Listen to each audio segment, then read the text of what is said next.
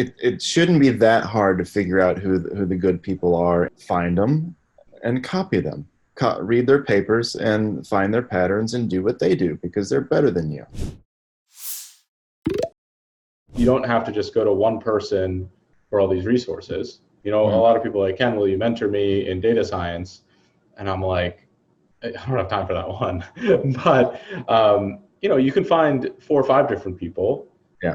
One can teach you the statistics, one can teach you some of the programming elements, one can teach you some of the business knowledge that you need, and maybe one can teach you how some of the infrastructures work that are relevant, or how to actually create a really cool visual or something like that. Yeah. You don't have to just go to one resource for everything, which is something I really always try to stress. Yeah. I think one of the things I'm decent at is like finding the good people and then copying them. That's it.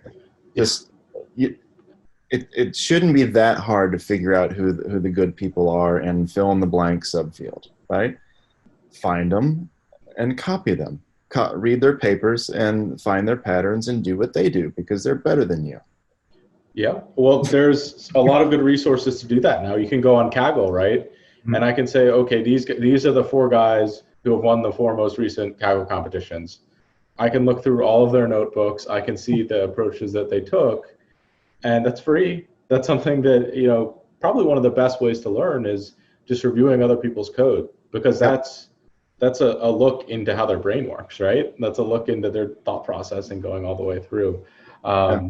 So, that and GitHub, you said you were going through a lot of repos, going through the documentation. That's how the person that created the package's brain works. Mm-hmm. So I absolutely love that. I think there's so much good stuff that people can take from your learning process and how you've accumulated that knowledge. Yeah.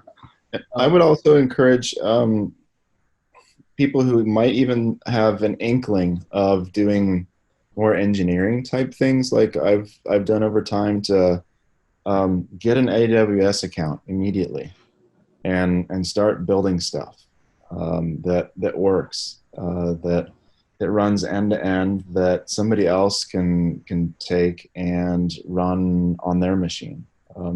It sounds easy to do, and it's just not. There's a lot that goes into it, and one of the reasons I like the more engineering aspects of this rarefied profession is that the problem set becomes bigger, and there are more dimensions to consider when you've got to fit your model into a system, or you've got to have this thing that talks to that thing, right?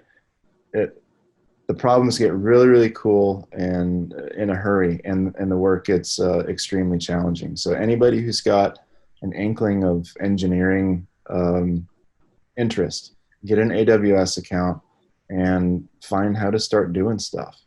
I think you'll get really into it pretty fast, and I think you'll make yourself more valuable. I could not agree more. I think one thing I always recommend with people in their project portfolio is try to at least do one end-to-end project. Make some sort of product, because, like you said, with products come a lot more problems, but a lot more opportunities. Yeah. If you have something that someone can hold in their hand, but something someone can play with is very different than a recommendation or something along those lines. And I think you'll be really surprised at how much opportunity comes from those things, because products are a lot more shareable than ideas. Yeah. It helps you figure out what you like to do. It gives you things to send people, after interviews. It gives you things to talk about in your job search.